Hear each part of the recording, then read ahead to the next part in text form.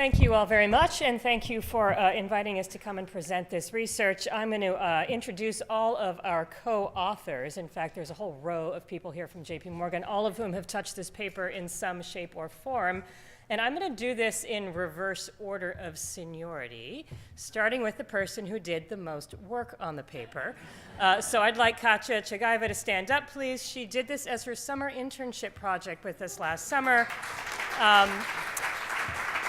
She's getting a master's degree from Princeton's Benheim Finance Center and is joining our team as soon as she's liberated from the halls of academia.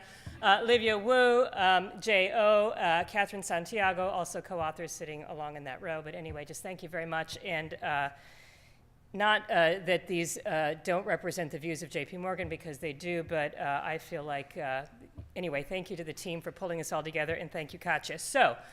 What we're going to be doing is talking about this burden of debt, and I think, as we've all heard this morning, there's a lot of statistics showing us about the increase in debt. One of the benefits of speaking in the afternoon is having had a chance to reflect a little bit on all of this so far, and one of the questions that was running through my head is the fact that this is in many ways that we can measure increasing just a reflection of the fact that baby boomers have been living a sort of adult life with consumer debt available and accessible to them. And I think, what we just heard from Ana Maria would possibly indicate that might be part of the story. It's just there, so of course people have more of it. But beyond the statistics, what we are able to do, because we work at JP Morgan Chase, is actually access a very similar data set to the data set some of you may have already been seeing in public from the JP Morgan Chase Institute, which is actually tapping into financial transactions data. We have financial relationships with many American households, and so we're able to actually get that transaction data and do a lot of really interesting work modeling that. So what we're going to do is sort of from the ground up present what we think is a meaningful set of data. I think we don't have any conclusions as of yet. What we've done is identify a lot of questions that we'd like to dig into more. So I'll be sharing that with you.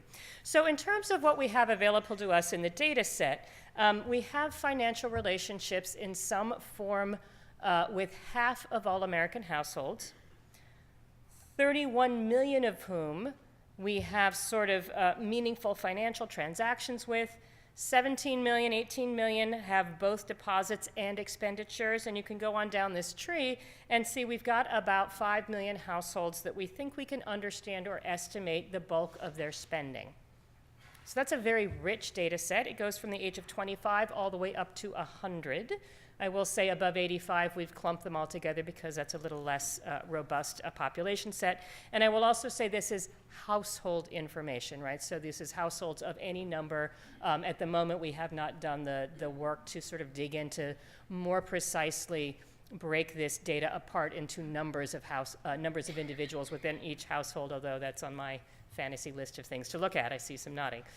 So in terms of how this would reconcile back to some of the data that we can get at the national level, there are some differences, but we think broadly speaking it's indicative of certainly patterns. And just to give some insight into the differences, when you look at student loan debts, we're looking here at dollars of annual debt service. So just literally how much cash is being spent, and this is the median level.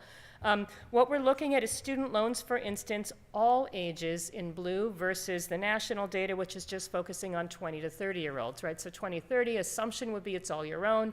All ages, we are making the assumption that those older individuals, we would have said all of, but obviously not, thank you. Most of is paying it off for a child or a grandchild.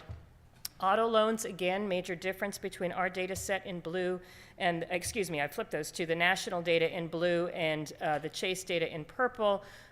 We're looking at least used and new car payments versus just new cars on the national data. So again, that would explain a higher price typically paid. And then finally, mortgages, Chase does skew higher there. And again, our footprint of customers is much more urban than the national average in terms of where we're underwriting loans in mortgages. And that would again reflect a slightly higher house price. So sort of understand that this data is reasonably reflective, we think, of the broader population. And so here's just the picture of all of the debt service that we see by age for all households. And again, you can see on the right, in the upper right, number of households that we have in our data, and underneath that, the national household level. And it's a little bit different, right? You can see we maybe skew a little bit more into the middle-aged. And I will say also our data obviously reflects people who have bank accounts. And so the banked, again, would skew slightly wealthier than average. But we do think it's a pretty representative sample. And again, just for those of you in the back of the room, the blue at the bottom is mortgages, right? And then you've got above that student loans in green, auto loans in blue. Purple is non-Chase credit cards. Then you've got above that home equity loans, which are very small, right? That very thin line. And then last in black is the non-Chase credit card. And here we are focusing on revolving balances only, right? So this is not including people who use their card and pay it off every month. We've published a lot of other work on that spending data, which you can pull off the web or ask one of us to send to you. But this is just looking at the revolving debt payment. So clearly, this peaks in people's mid-40s. Typically, right, you'd expect them to be at the height of their earning power and possibly the height of their feeling stretched financially as they've got children at home, are paying off mortgages, and possibly dealing with elder care as well. So when we dig into that a little bit, it's interesting to see. Now here we're just plotting, again, the median annual debt service patterns for households who have the debt type. So if you have a mortgage, you're showing up in blue. We're not including all the zeros who don't have mortgages. And so you can see, again, there does seem to be this sort of life cycle of housing debt. Your starter home, the younger people taking out mortgages are obviously buying cheaper houses. Interesting to note that that tails down at the end, and again, maybe that just reflects real estate prices rising and maybe people who are older not moving as often, not refinancing or paying those down. Beyond that, though, one of the things that we found really interesting was that the rest of these were fairly flat in terms of any sort of age correlated lifestyle on the size of those payments. Again, credit cards maybe a little less clear. Home equity loans, again, tapering off a little bit as you get older, again, only for people who had them. But again, everything else possibly a little flat. Again, student loans also sort of distressingly flat, which we found very interesting. So then we said, well, let's start digging into each one of these categories. And there are three pieces of information on this page. The line, again, is the dollars paid.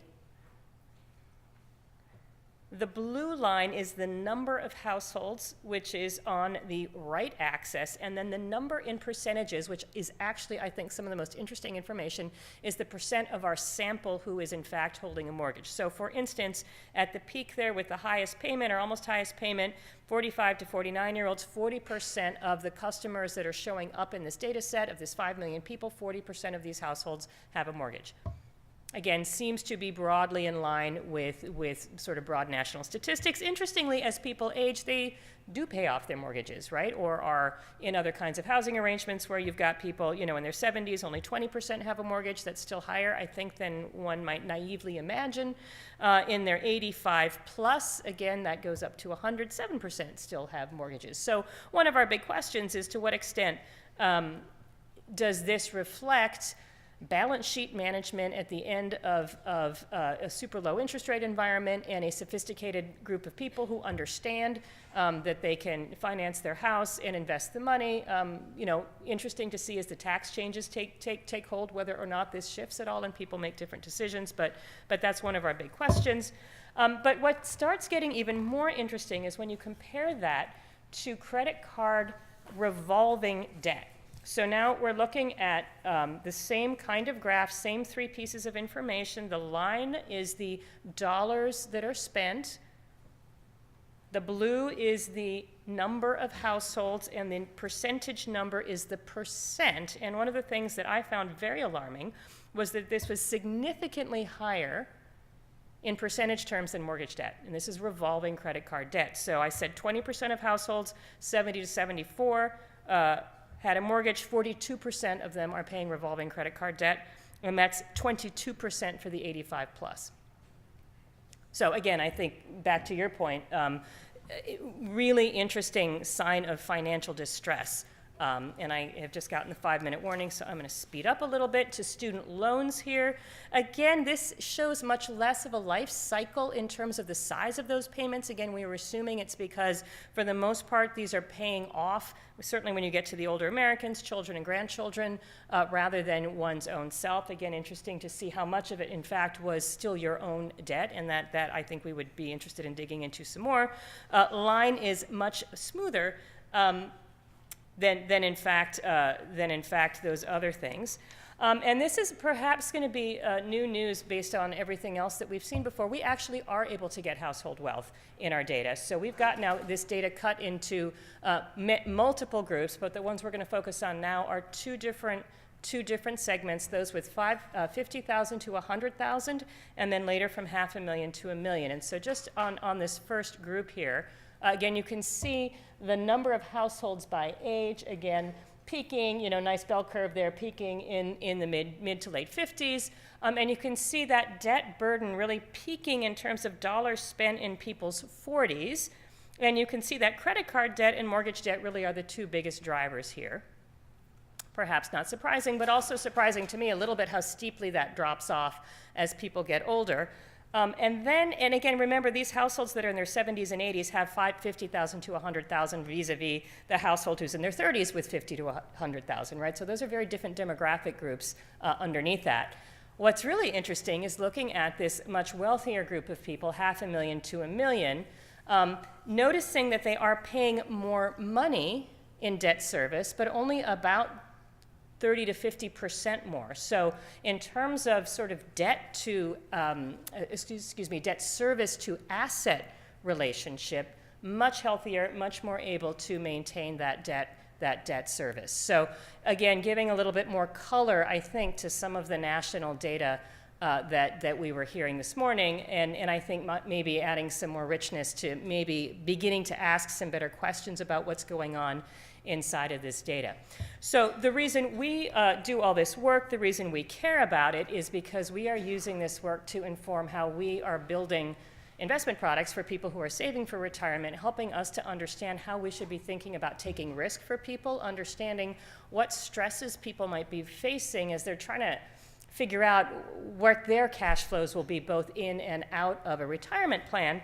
We've been doing this kind of data work on the 401k side for about 15 years now. Catherine Santiago and I wrote a paper a long time ago on this. So we got about 20 years of data now that we're looking at on savings pattern in and out of 401k plans.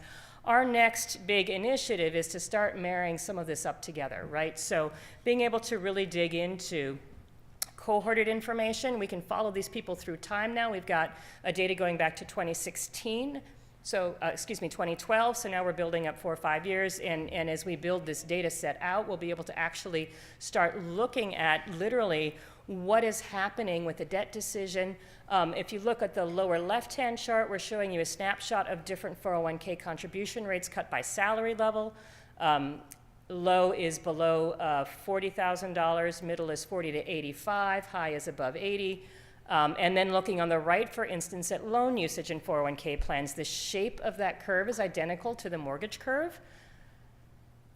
And the debt service curve, what's going on in households that are tapping their 401k plans? Where is that money going? Is it going to pay off revolving debt? Is it going to help buy a house? Is it going to pay student loan debt? As we auto-enroll people, is that pushing up revolving debt, right? We'll hopefully start being able to answer some of those questions. So we're super excited about this data. Again, I'd say it's a teaser a little bit because I don't know that we can answer questions with it yet. I think all we've done is ask a lot more questions, but it is giving us a lot of insight into what is going on at the household level, and hopefully we'll be able to come back here in a year or two and give a much richer data set and how this ties back into actual retirement savings for individuals. Thank you.